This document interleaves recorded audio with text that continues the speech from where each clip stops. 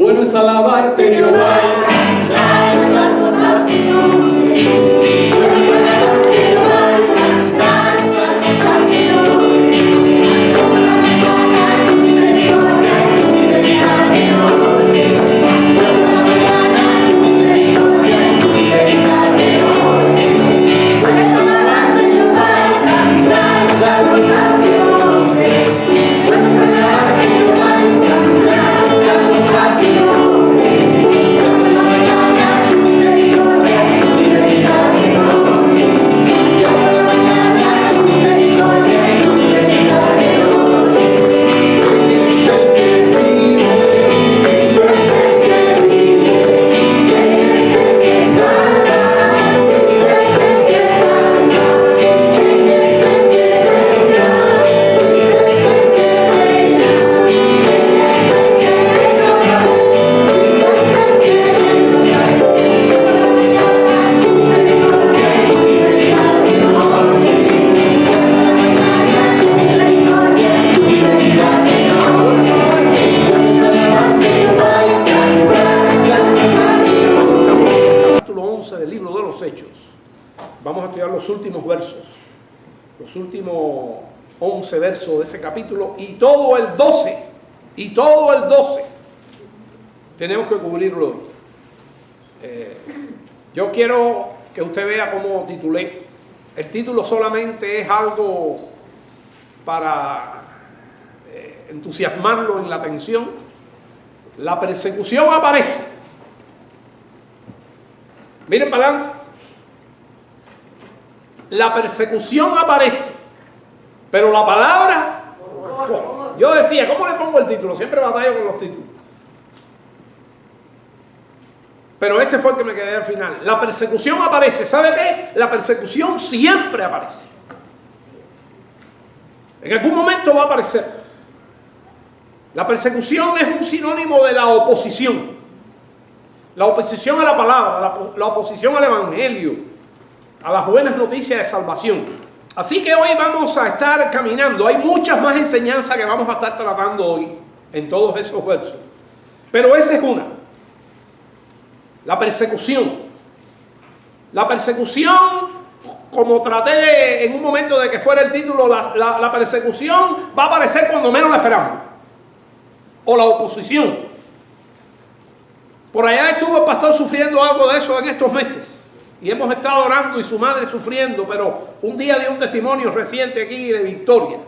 Y vamos a pedirle al Señor que esa victoria sea firme. Amén.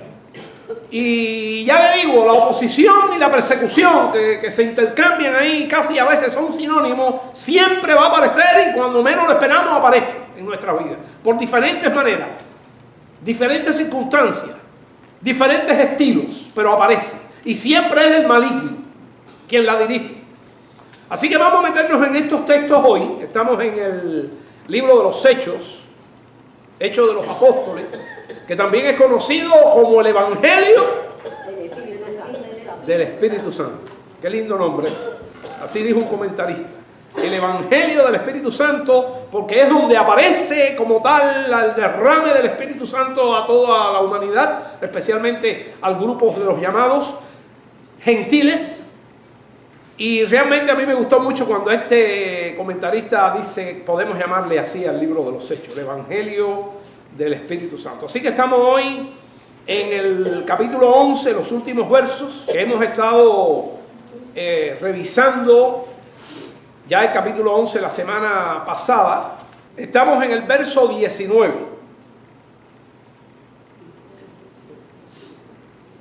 Capítulo 10 y capítulos anteriores vimos a Pedro. Estoy tratando de hacer una recapitulación para calentar los motores. Así que atiéndanme a mí ahora y dejen sus Biblias. Capítulo 10 y parte del 11 tenemos a Pedro como uno de los protagonistas principales. Un Pedro que después de la persecución de la iglesia, en la cual ocurrió el primer mártir, ¿cuál era su nombre? Esteban. Y aquello fue duro para la iglesia, tan duro que la iglesia tuvo que huir de Judea y de Jerusalén y esparcirse, la expansión de los judíos cristianos por todas partes.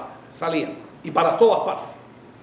Y en ese sosiego que hubo, porque hubo un sosiego, hubo un respirar para la iglesia, Pedro aprovechó y empezó a hacer algunas visitas, y en esas visitas Dios lo usó de una manera poderosa, donde se observa que el hombre principal de la iglesia en ese momento, el líder principal de la iglesia escogido por Dios, era Pedro. Y por allá ocurrió la resurrección de una hermana que había muerto, ¿recuerdan? ¿Quién era? Tabita, Dorcas. ¿Y quién más? Y un hombre que recibe muchos años paralítico y que la gente conocía, y también don Pedro ora y sana instantáneamente.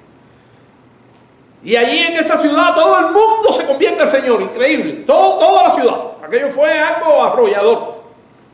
Bueno, con esos momentos de alegría, de gozo, el apóstol Pedro sí recibe el llamado también para ir a Cesarea a predicarle nada más ni nada menos a los gentiles, a un hombre, ¿se acuerdan? Uno de los oficiales romanos, el centurión, y allí el Señor lo usa de manera poderosa, pero también habla su vida a través de visiones, y hemos visto todas estas cosas. Y titulamos de una manera muy peculiar el título de ese sermón: el cristiano puede comer carne de puerco y trabajar los sábados. ¿Se acuerdan? Y ustedes se sonreían. Bueno, estudiamos esas cosas. Y eso no era lo principal de ese estudio, pero usamos ese título, sobre todo para ser usado en el internet. Recuerde que todos los mensajes del domingo salen por el internet. Generalmente el domingo ya en la madrugada o el lunes ya aparecen en el internet, en YouTube, y después Nico lo pone en Facebook. Y ya hace varios meses que estamos haciendo eso y tenemos muchos mensajes, así que usted puede recapitular el estudio bíblico, que eso es bueno. No se quede con lo que el pastor habló aquí, pase tiempo con el estudio bíblico de la semana, de la predicación del domingo, y si usted lo quiere disfrutar mejor, vuélvalo a ver, y obviamente si no viene por cualquier motivo, puede revisarlo por primera vez también en el internet. Bueno, Pedro está con ese éxito. Ocurre allí lo que llamamos el Pentecostés de los gentiles. ¿Se recuerdan? Cuando viene el Espíritu Santo también sobre aquel centurión y toda su familia, el hombre haciendo un buen sacerdocio familiar, un centurión que se había adaptado y se había hecho prosélito judío y ahora estaban abriendo su corazón al evangelio. Y él mismo llama a Pedro, porque Dios lo llamó primero a él. Pero así las cosas, que la iglesia, Pedro estaba disfrutando de todo ese éxito. Solamente un poco de oposición de los judíos cristianos, ahí dejamos la cosa, entramos en el final del capítulo 11. La iglesia estaba, repito, con paz. Y ahora vamos a seguir por estos versos que quedan del capítulo 11. Estoy en el 11:19. ¿Están conmigo? Señor, ahora nos ponemos a caminar por los textos bíblicos. Los textos bíblicos, Señor, son la manera en que más tú dejas ver tu gloria. Cuando vemos tu gloria, que no siempre la vemos de ocasión en ocasión. Y yo oro y yo te pido, Señor, que tú le muestres a la iglesia de La Roca y a los hermanos y a los cristianos en este mundo, que tú le abras los ojos del Espíritu, como mismo oraba el salmista cuando decía: muéstrame las maravillas de tu ley. Que tú nos muestres, Señor, las maravillas de tu palabra, que es tu ley. A los hermanos de La Roca es mi responsabilidad en primer lugar, a todos los que me oyen por el internet y a todos los cristianos en cada iglesia, porque de esa manera, Señor, somos transformados de gloria en gloria, y de esa manera también nuestras vidas de pronto se llenan de gozo también cuando tenemos contacto con tu gloria. Señor Jesús, déjanos ver tu gloria a través del texto bíblico. Esa es mi petición, en el nombre de Cristo. Amén. Los que habían sido esparcidos, esta es la etapa de la muerte de Esteban, Comenzamos diciendo eso hace un momento, los cristianos judíos corriendo por todas partes por la persecución. Ahí estaba uno de los que perseguían, era Saulo de Tarso, pero que ya estudiamos cómo el Señor lo quebrantó y lo llevó a sus filas, a Saulo. Por eso dice, ahora bien, los que habían sido esparcidos, ahí el 19 salta el tiempo, cambia el tiempo de lo que estaba tratando. Los que habían sido esparcidos a causa de la persecución que hubo con motivo de Esteban, pasaron por Fenicia, Chipre y Antioquía. Esta es una palabra importante, Antioquía, por varias cosas, muchas cosas. De hecho, le digo que Antioquía fue la ciudad donde a los cristianos se le llamó cristiano por primera vez. Y por primera vez esa palabra fue también despectiva. Fueron los enemigos y los burladores los que se burlaban y se lo decían a son de burla. Pero para los cristianos era a mucho orgullo cristiano. Pero en ese lugar le llamaron a los cristianos por primera vez cristianos. Antioquía era la tercera ciudad del mundo en esa época. No de Europa ni de Asia, no, ¿de qué? Del mundo. La tercera ciudad del mundo, Antioquía. Una ciudad de una depravación moral tremenda, que crece el evangelio en ella y los judíos se preocuparon. ¿En Antioquía? Sí, en Antioquía. Dice la Biblia, donde abundó el pecado, sobreabundó la gracia. Y eso siempre pasa por todas partes. Antioquía. Así que estos judíos que iban por todas partes predicaban y empezaron a predicar. Y dice aquí, pasaron hasta Fenicia, después a Chipre, que es una isla, y de ahí llegaron ¿a dónde? A Antioquía. Eso estaba bien lejos de Jerusalén. No hablando a nadie la palabra, sino solo a quienes, a los judíos. Pero, en el verso 20, había entre ellos unos varones de Chipre y de Cirene, los cuales cuando entraron en Antioquía, hablaron también a los griegos. Ya estos no son judíos, ¿quiénes son? Gentiles. Sigue la cosa con los gentiles. Primero con Pedro allá y ahora por unos desconocidos. Estos no sabemos sus nombres. Estos eran cristianos que estaban huyendo, estaban quebrantados, dejando atrás sus casas, dejando atrás todo lo que tenían, pero no paraban de predicar el evangelio. La persecución aparece. ¿Cómo se llama este mensaje? Ya se lo olvidó ya. Pero la palabra corre. Y eso es una cosa que tenemos que tener presente en nuestra vida, porque la persecución siempre es algo difícil. Y la oposición también. Y cuando nosotros estamos en hospitales, estamos en policlínicos, estamos donde quiera que estemos, tenemos que hablarle a la gente. Y esto es lo que estaban haciendo. Esto es un ejemplo de estos hermanos que no sabemos ni sus nombres. No fue Pedro, ni fue Pablo, que ya estaba convertido, Saulo. No, estos que estaban aquí eran gente cristianos que no se sabían de ellos, pero ¿qué hacían?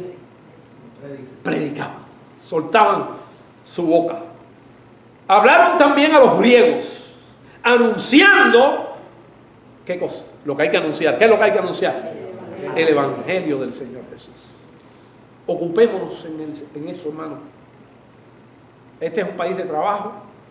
Yo sufro por mis hermanos que trabajan tantos y tienen que dedicarse a esas labores. A veces hasta Satanás le pone un traspié y tiene que ser el domingo. Y yo le doy gracias al Señor. Digo, Señor, gracias por un día tú me llamaste para ser pastor, y gracias también porque respondí al llamar, porque eso tiene que ser el Señor con uno también. Pero mientras la gente está trabajando, ¿qué está haciendo el pastor? ¿Cuál es su trabajo? ¿Sabe cuál es el principal trabajo de un pastor? Llenarse de esto para poder ¿qué? Y es un privilegio. Es un privilegio. Ahorita estaba hablando con el pastor allí, con el hermano Francisco y con su esposa. Están jubilados y dice que está un poco afectado, ¿verdad?, del corazón. Y yo le dije, cuando estaba en Cuba estudiando medicina, bueno, estudiando medicina no, ya era médico ya y trabajaba y todas esas cosas, leí un artículo escrito aquí en los Estados Unidos y una investigación hecha en este país sobre las enfermedades del corazón y las tres profesiones que más las personas en esas profesiones tienen infarto de miocardio, del corazón, y que en esas tres profesiones padecen más del corazón. La primera, el médico. La segunda, el abogado. Y la tercera, el pastor. Se ríe, pero estaba era una cuestión médica que no era de cristiano ni nada. Un artículo científico hablando de cardiología y patología cardíaca, y ahí estaba esa estadística. Y en aquel momento que yo estaba leyendo eso, yo era médico en Cuba y era pastor. Y yo digo, estoy frito. Estoy frito. Pero la gente ve al pastor. Así le decían los hijos a los padres, estos muchachos que están aquí. No, mi papá no trabaja. Pero el pastor es una locura lo que tiene en su cabeza. Lo mismo tiene que estar en una boda riéndose con la gente, que a la media hora tiene que estar en un velorio. Y quizás por la noche en un hospital. Y eso es una locura para la cabeza. Y cómo tú todas esas cosas las metes en tu cabeza. Y te tienes que reír con un hermano y con el otro llorar. A veces el mismo día. Bueno, pues aquí estamos hablando de estas cosas que hay que hacer en todo. Los hermanos de la iglesia tienen que predicar en todo momento. No solamente el pastor. Y esta gente hicieron un trabajo magnífico. Y yo le estoy dando aquí para que ustedes vean, estos no fueron pastores ni nada, no se saben ni los nombres, la Biblia no lo menciona. Y esa gente fundó, por el trabajo de esa gente se fundó una iglesia mucho más grande que la de Jerusalén. Y mira que en Jerusalén, con los dos discursos de Pedro, casi hubo de un golpetazo como más de casi 5.000 personas convertidas. Ten cuidado. Esa cuenta está un poco difícil de sacar, pero está por los miles. Pero aquella de Antioquía fue mayor y más poderosa. Y entonces esa gente estaba predicando el evangelio. Ese fue el final del 20 que leímos. ¿Y qué dice el 21? Y la mano del Señor estaba con ellos y gran número creyó y se convirtió al Señor. Me recuerda a las palabras de Esdras. Esdras se dedicó a la palabra y dice que la mano de Dios estaba con Esdras. ¿Se acuerdan cuando estudiamos Esdras? La buena mano de Dios estaba con él. Aquí sigue siendo la buena, no lo dice, pero yo digo, y la buena mano de Dios estaba con ellos. Y dice el 22, y llegó la noticia de este alboroto por allá por Antioquía, y Antioquía con la fama que tenía de pecado, llegó la noticia de estas cosas a oído de la iglesia que estaba en Jerusalén, donde estaban los líderes, donde estaban los judíos convertidos al cristianismo, pero querían seguir siendo judaizantes, donde más adelante se tiene que reunir el concilio, porque ellos no aceptaban un montón de cosas, y ya en el capítulo anterior vimos que Pedro tuvo que hacer una defensa de por qué él fue a casa de Cornelio, el centurión. ¿Cómo te metiste en casa de un curtidor que trabaja con animales muertos? Tú estás loco, Pedro. Y Pedro tuvo que decirle a que Dios lo mandó. Y se lo dijo de manera tan poderosa que lo aceptaron. Pero fue difícil. Entonces esta gente ahora dice, ¡oye, ahora en Antioquía! Entonces hay que mandar un inspector a Antioquía a ver qué cosa está pasando. Y qué bueno que Dios escogió al inspector. ¿Quién fue el inspector? Bernabé. Y dice aquí, vuelvo a leer el 22. Y llegó la noticia de estas cosas a oídos de la iglesia que estaba en Jerusalén y enviaron a Bernabé que fuese a Antioquía. Pero mire qué clase de hombre viene descrito aquí. ¿Quién era Bernabé? Cuando llegó y vio la gracia de Dios. ¿Qué cosa es la gracia de Dios? Dios perdonando al pecador, a los perversos, a los inmorales, a los que hacían prostitución, a los que hacían todo este tipo de inmoralidad sexual, lo estaba cambiando y lo estaba transformando y lo estaba perdonando y lo estaba metiendo en su pueblo, sacándolo de las tinieblas a su luz admirable. Y cuando él llegó y vio la gracia de Dios, que es lo que nosotros tenemos que ver en la gente, la gracia que Dios tiene sobre la gente, se regocijó y exhortó a todos. Primero siente regocijo. No siente celo, ni quién fue el que predicó aquí no estaba Pedro. No, él se regocijó y exhortó a todos a que con propósito de corazón, porque todas las cosas de Dios son con corazón. ¿Cuál es el principal mandamiento? Amarás a Dios con toda tu alma, con toda tu mente, con todo tu conocimiento, con todo tu cuerpo, tu juventud, lo que te queda de fuerza, con toda tu fuerza. ¿Y con qué más? Y con todo tu corazón. Que permaneciesen, ¿qué? Fieles. Por eso yo digo aquí que una batalla del cristiano es ser fiel. Y estamos en esa batalla todos los días. Y cuando yo le fallo al Señor, lloro, porque hay que llorar. Arrepentirse, eso es parte del arrepentimiento, llanto, y decirle: Señor, dame fuerza, y creer que Dios te perdona, porque a veces no queremos, somos tan incrédulos que ni creemos eso. Dios nos perdona y seguimos adelante, cualquier pecado que sea, no solamente adulterio y robo, no, todos los días cometemos pecado.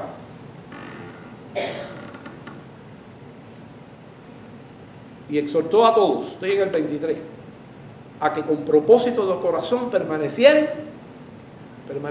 fieles al Señor, porque era varón bueno, ¿y qué más? Y lleno del Espíritu Santo. Ese es un reto que tenemos los cristianos, responsabilidad nuestra. Que Dios nos dé el Espíritu es la gracia de Él, pero que nosotros batallemos con el pecado y le pidamos a Dios que nos ayude y rechacemos al pecado y rechacemos a Satanás. Ahí está, tiene que ver eso con la llenura del Espíritu. Porque Pablo nos dio como una orden: ser lleno del Espíritu y de fe. También hay acciones que nos aumentan la fe. Pasar tiempo con la Escritura, lo que yo le dije, le escuche el mensaje, en vez de que le tiempo el mensaje que le dio el pastor que está en internet. Y este hombre era así, lleno del Espíritu Santo. Y nosotros tenemos que batallar con el diablo, resistir al diablo para que se vaya de nosotros. Yo comenté el miércoles y lo comento aquí también rápido. Angélica y Pacheco el lunes, Pacheco y Angélica decidieron separar el martes para guerrero de oración. ¡Chao! Pero cuando Pacheco llega el lunes tarde a la casa y cansado, alguien le dice: oye, Pacheco, un amigo, una persona que está sufriendo y no le quedaba otro remedio: Pacheco, me hace falta que tengo el carro malo y me hace falta que me lo arregle. Y entonces dice Pacheco: oye, se me fastidió guerrero de oración. De pronto dice Angélica. Y eso, lo que voy a decir ahora es resistir al diablo, y espero que usted lo asimile. No. ¿Y sabe lo que le planteó? Dice: si tienes ánimo y fuerza y quieres ir mañana y acompañarme a Guerrero, vístete, ya se había quitado la ropa, con la misma ropa sucia, y dile que vas a arreglar el carro lo mismo. Y él dijo: voy a hacerlo. No tiene 20 años. ¿Saben quién es Pacheco? Ponte de pie, Pacheco. Y a Angélica no lo voy a poner mandar de mí, porque ni puede ponerse de pie. ¿Cierto? No tiene 20 años. Pero a mí aquello fue una predicación para mí. Y entonces llegó mucho más tarde, arregló lo que tenía que arreglar y al otro día estaba en Guerrero. Y se gozó. Entonces, eso le aumenta su fe. La fe viene por el oír, y por el oír, ¿qué? La palabra. Y una gran multitud fue agregada al Señor. Dice 25. Después fue Bernabé a Tarso. Wow, esto es interesante. Esto fue algo bueno de Bernabé también. Fue a Tarso, ¿a qué? ¿A qué? ¿Usted lo puede leer ahí? A buscar a Saulo de Tarso, el que se había convertido. Él no sabía lo que estaba haciendo. Eso no se lo reveló sangre ni carne. Bueno, es que aquel hombre estaba lleno del Espíritu y fue a buscar al hombre. Y hallándole, ¿qué hizo? Lo trajo a Antioquía. Y se congregaron allí todo un año con la iglesia. Aquello fue un fuego. Y enseñaron. Ese es el verso, ese es el verbo del evangelio. ¿Cuál es el verbo del evangelio? Dígalo alto. Enseñaron. Y enseñaron. La semana pasada pregunté, ¿cuánta gente usted está enseñando? Y enseñaron a mucha gente. Y a los discípulos, bueno, mire, ahí dijeron eso. Y a los discípulos se les llamó cristianos por primera vez en Antioquía. Y en aquellos días unos profetas descendieron de Jerusalén a Antioquía. Y levantándose uno de ellos llamado Agabo, daba a entender por el Espíritu que vendría una hambre en toda la tierra habitada, la cual sucedió en tiempos de Claudio. Claudio era el emperador. Entonces los discípulos, cada uno conforme a lo que tenía, determinaron enviar socorro a los hermanos que habitaban en Judea. La iglesia de Antioquía enviando ofrenda ¿a quién? A los que estaban en Judea, a la iglesia de Jerusalén. ¿Es lindo eso? Eso es bonito. Ellos mandaron un inspector, ahora ellos estaban mandando ¿qué? Money. 30. Lo cual en efecto hicieron, enviándolo a los ancianos por mano de Bernabé y de Saulo. Ahora entra aquí 30, vemos a Saulo. Pero sin embargo en el capítulo 12 que empieza ahora, el tiempo se va, porque acuérdense que estas cosas no son hechas simultáneamente, sino que son historias que Lucas fue escribiendo, el médico. ¿Quién escribió el libro de los Hechos? Lucas, el médico amado. Y Lucas fue escribiendo. Muchas veces presenció de estas cosas, pero otras veces le entrevistó a Pedro y entrevistó a varias personas que pudieron ver al Señor, etcétera, etcétera, tanto en el Evangelio de Lucas, que le escribió él, como en el libro de los Hechos. Así que ahora estamos en el 12 y no es continuación, pero casi continuación. Cuando terminemos el 12, que voy a tratar de hacerlo hoy, hay que correr, y ustedes bien atentos, cuando terminemos el 12, vamos a ver que de pronto el mismo 12 nos mete otra vez aquí. Ok, vamos entonces al 12. Dice el verso 12 bruscamente: en aquel mismo tiempo, el rey Herodes echó mano a algunos de la iglesia. ¿Para qué? Dígalo alto. Bueno, pero vino de pronto. ¿Cómo se llama este mensaje? Se lo olvidó ya. La persecución aparece. Y ya le digo que aparece de pronto. Y ellos estaban, yo le dije, estaban en un solar, estaba todo creciendo, Antioquía, bueno, 20 cosas lindas, pero de pronto viene un quebrantamiento. Viene lo que es Taylor agachado ahí, los jóvenes. Taylor, el muchachito que se agachó. Y mientras la palabra corría, porque los muchachitos lo que estaban diciendo era la palabra, Taylor se levantó de su y Dios le dio victoria. Todos nosotros vamos a tener momentos de quebranto.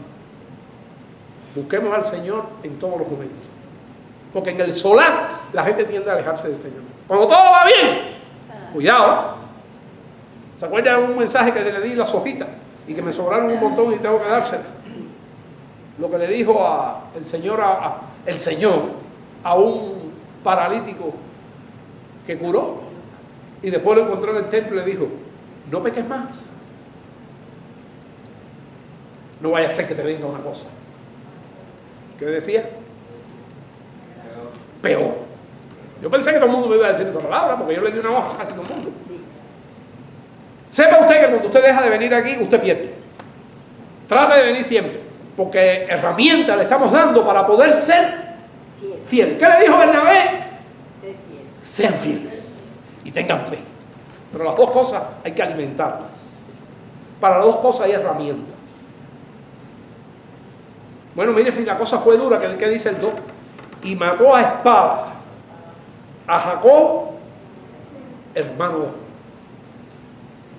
Este era un apóstol que caminó con el Señor, el hermano de Juan, hijo de Zebedeo. Juan y este Jacob eran hijos de Zebedeo, lo dice la Biblia así. Y estaban tristes, la iglesia de pronto entró en tristeza. Le mataron a Esteban.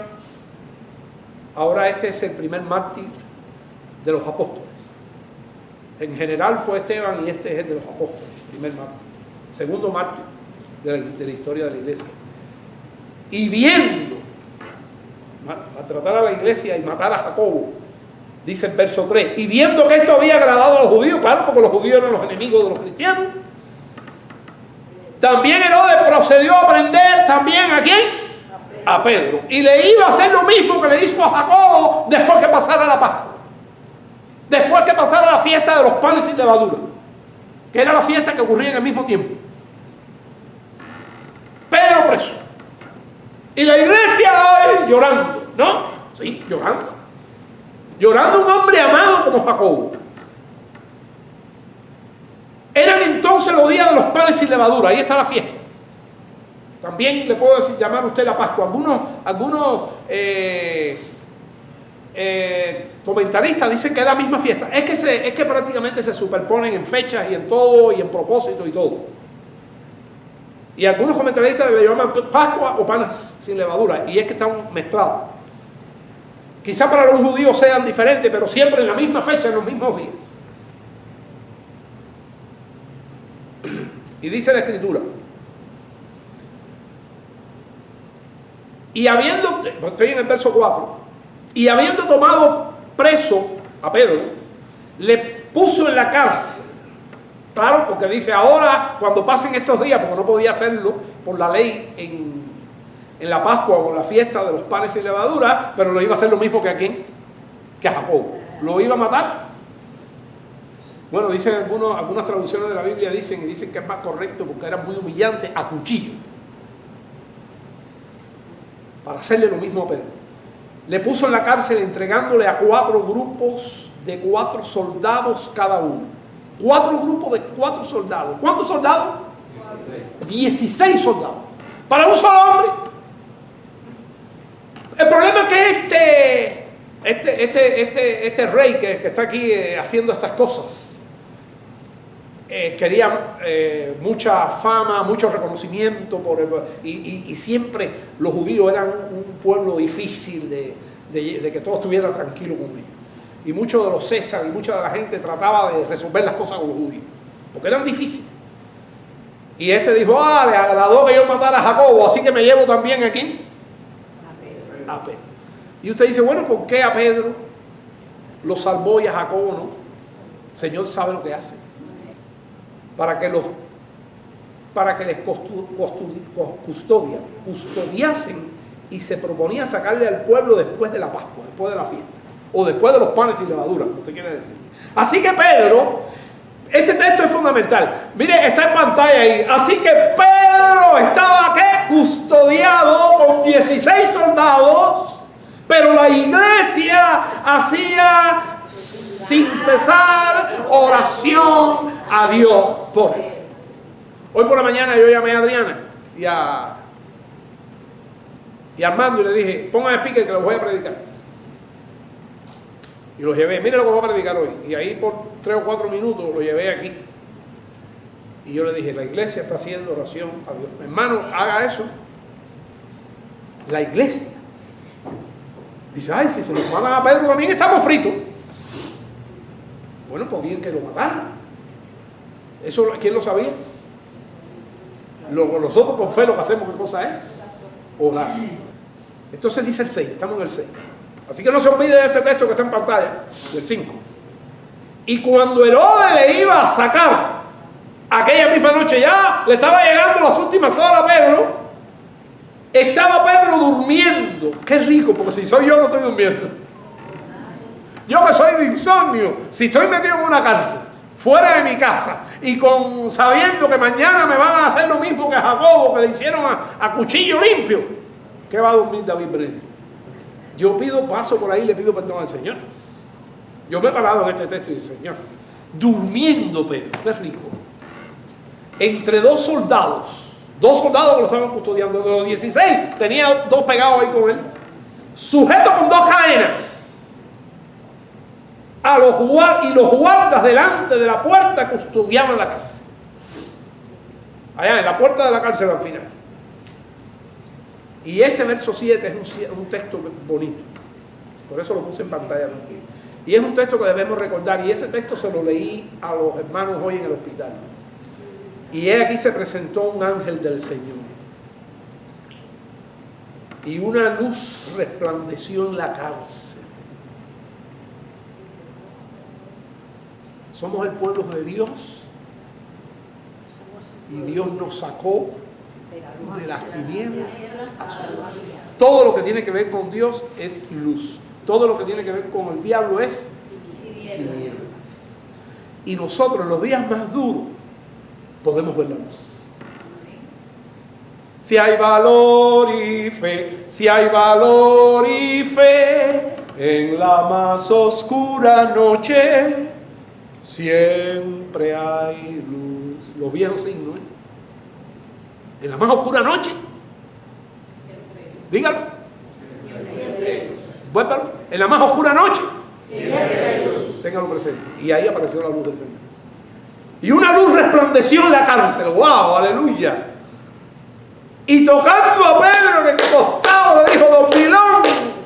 Bueno, eso se lo puse yo. Y le despertó, diciendo: levántate pronto, que no hay tiempo que perder. Y las cadenas se le cayeron de las manos. It's the power of God. ¿Qué cosa es? El poder de Dios. Y mira que hay gente encadenada por ahí con otras cadenas que son difíciles. La adicción a 20 cosas. Pero Cristo rompe las cadenas. Cristo rompe las cadenas. Cristo rompe las cadenas. Cristo rompe las cadenas y nos da su libertad. Qué lindo. Y las cadenas se le cayeron de las manos. Y le dijo el ángel: vístete, cíñete y átate las sandalias. Eso sí lo tienes que hacer tú, y no te voy a poner las sandalias. Y lo hizo así. Y le dijo: envuélvete en tu manto y sígueme. Y saliendo, les seguía. Pero no sabía que era verdad. Él todavía no estaba, no. Es que yo pienso, le faltaba la fe a Pedro. Bueno, a lo mejor. No sabía que era verdad lo que hacía el ángel, sino que pensaba que había una visión. Y habiendo pasado la primera y la segunda guardia, llegaron a la puerta de hierro que daba a la ciudad, la cual se le abrió por sí misma, electrónica. Y salidos pasaron una calle. Y luego el ángel se apartó de él. Entonces Pedro, volviendo en sí, ahí fue que volvió en sí. No había visto el milagro todavía.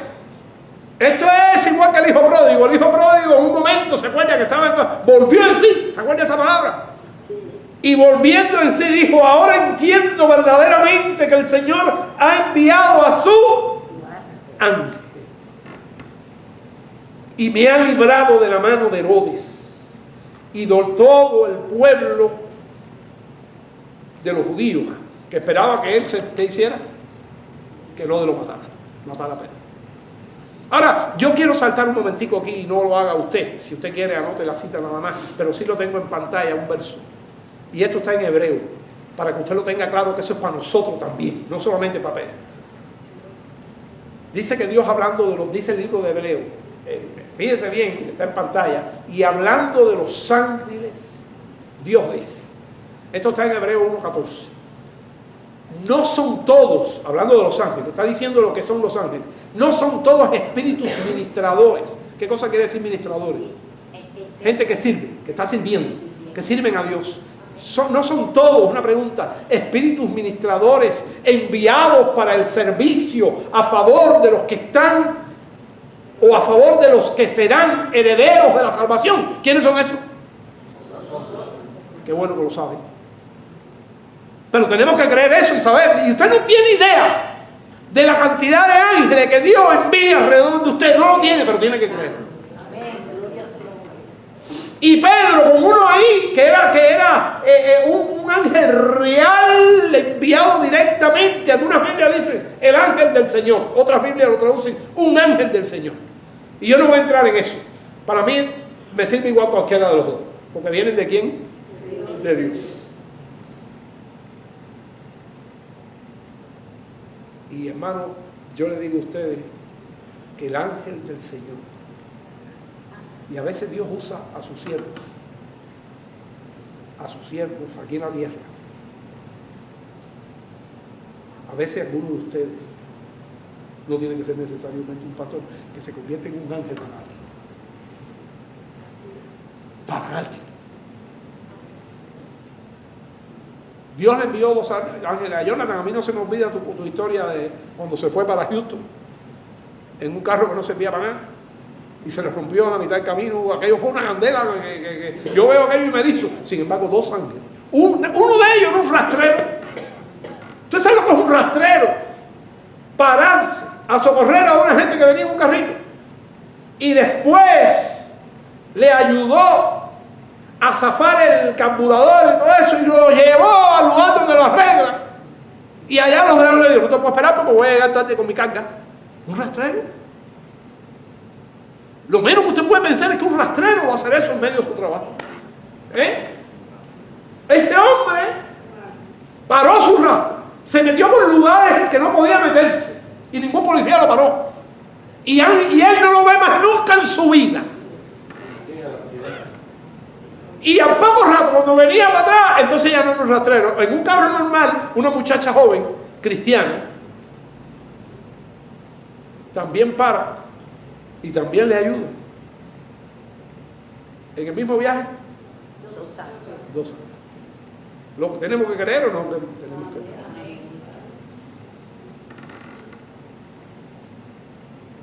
Y hay mucha historia de ángeles dentro de la iglesia. Voy a leer el 11 otra vez, o por primera vez. Entonces Pedro, volviendo en sí, dijo: ahora entiendo verdaderamente que el Señor ha enviado su ángel y me ha librado de la mano de Herodes y de todo lo que el pueblo de los judíos esperaba. Y habiendo considerado esto, llegó a casa de María. No María Magdalena, ni María la mamá del Señor, ni nada de eso. Esta es María la mamá de Juan Marcos, una cristiana de Jerusalén. Pero que allí en su casa había un barrero de oración allí. Y habiendo considerado esto, llegó a casa de María, la madre de Juan Marcos. No, el muchachito que dejó embarcado a Pablo en el primer viaje misionero. Acuérdense de eso. Era un jovencito. Pero ya se está haciendo famoso, mira cómo aparece aquí. Donde muchos estaban reunidos orando. Estoy en el 12 y ahora el 13. Cuando llamó Pedro a la puerta del patio, salió a escuchar una muchacha llamada Rode, la cual, cuando reconoció la voz de Pedro, de gozo no abrió la puerta. Qué bueno que de gozo, no de miedo, sino de qué, de gozo. No abrió la puerta, sino que corriendo dentro de la nueva, dio la nueva de que Pedro estaba a la puerta. Y ellos dijeron: estás loca. Los que estaban orando. ¿Qué impresión le da eso? Estás loca, así que estamos orando y estás loco. Estás loca. Pero ella aseguraba que así era. Entonces ellos dijeron: es su ángel. No, el ángel ya había pasado ya. Ya el ángel había hecho su parte. Mas Pedro persistía en llamar. Y cuando abrieron y lo abrieron, se quedaron atónitos. ¿Sí? ¿Sabe una cosa? Hay que tener cuidado. Porque nosotros oramos por una cosa y cuando nos llega, empezamos a inventar cosas. Fue por esto y por esto y por esto. Y no le damos la gloria a quien. Cuidado. Cuidado, estamos preparándonos aquí para la vida cristiana. Cuidado, hermanos. La gloria sea de verdad a quien. A Dios. Pero él, el verso 17, haciéndoles con la mano señal de que callasen. Oye, silencio, porque una gritaría allí. Les contó cómo el Señor le había sacado de la cárcel. Y dijo: haced saber esto a Jacobo y a los hermanos. Y salió y se fue a otro lugar. Este Jacobo no es el Jacobo que se murió, obviamente. Hay varios Jacobos que tuvieron que ver con el Señor. Alfeo tuvo un hijo que se llamaba Jacobo y que fue de los discípulos del Señor también. Y que no era Jacobo el hijo de Zebedeo. Y ahí tenemos 2 Jacobos. Y hubo otro Jacobo, que no creyó en el Señor, en el ministerio del Señor, y que era hermano carnal del Señor. Y que después se convirtió al Señor. Y que el Señor se le apareció. Y en el tiempo que estaba ocurriendo esto, este era el pastor de la iglesia de Jerusalén, el hermano del Señor, y un hombre tremendo. Y vamos a ver que fue el hombre que cerró en Hechos 15 el concilio. Lo vamos a ver más adelante, que ya lo estudiamos y lo vamos a volver a repasar. No voy a meterme en eso. Dice al final del 17, y salió y se fue a otro lugar a esconderse. Y luego, y se escondió bien porque no lo encontraron. Luego que fue de día, hubo no pocos alborotos entre los soldados sobre el que había sido de Pedro. ¿Dónde se metió? ¿Cómo salió? ¿Cómo se nos escapó? Nada más la fuerza de Jehová, el ángel de Jehová, el creador de este mundo, el que está con nosotros, hermano. El Dios de Abraham, el Dios de Isaac, el Dios de Jacob, el Dios de David, el Dios de Pedro y el Dios de nosotros. ¿Ok? No claudiquen en la fe. No hesitate, como dicen los americanos.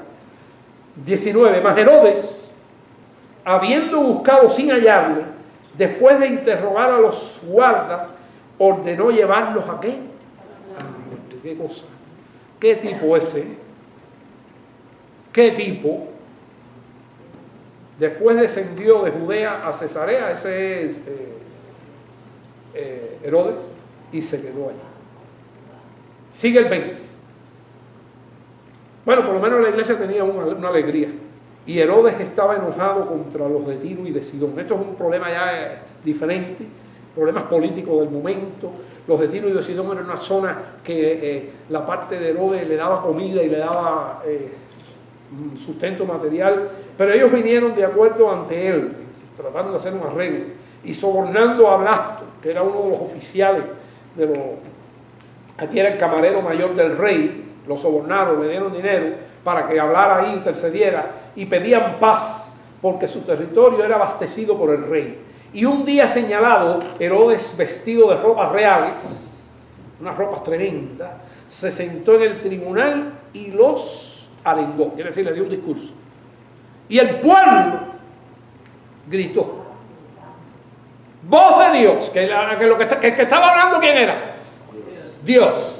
Y no de hombre, este no es un hombre, ¿este quién es? Dios. Y él no paró al pueblo. No paró al pueblo, porque a él le gustaba ¿qué cosa? El halago y el reconocimiento y hacerse realmente como Dios. Y eso le pasa a mucha gente que coge poder, que se creen que son dioses. Y a la mayoría Dios los quebranta.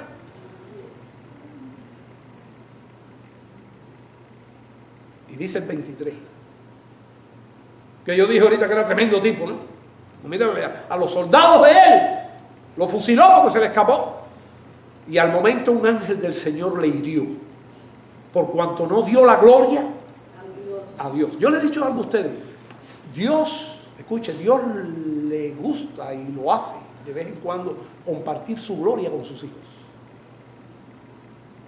Pero no se la quitemos, ni se la robemos.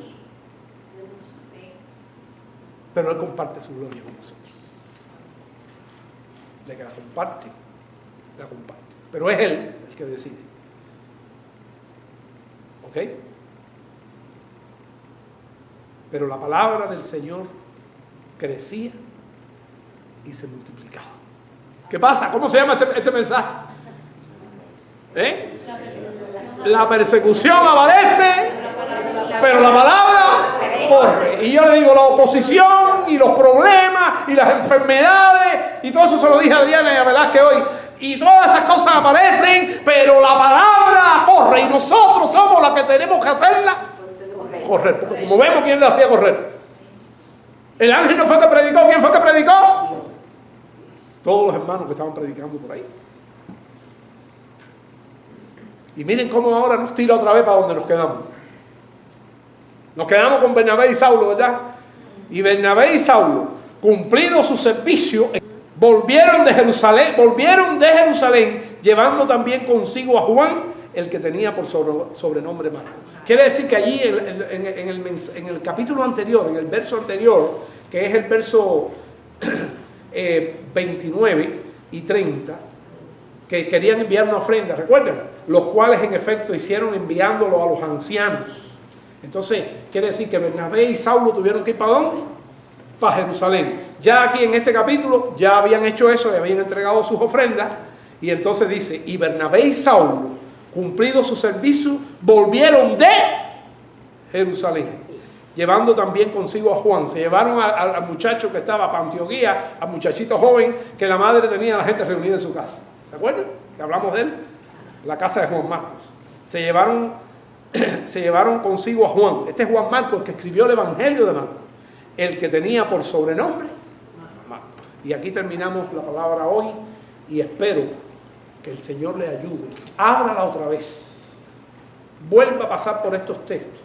A partir de mañana, Dios mediante, está en el internet esto mismo. Pido sus oraciones, que la gente lo pueda escuchar en internet. Como dicen la gente por ahí, hágale un clic a la roca y inscríbase en el canal. Dios le bendiga. Vamos a orar. Señor, aquí está tu palabra predicada. Fidelidad,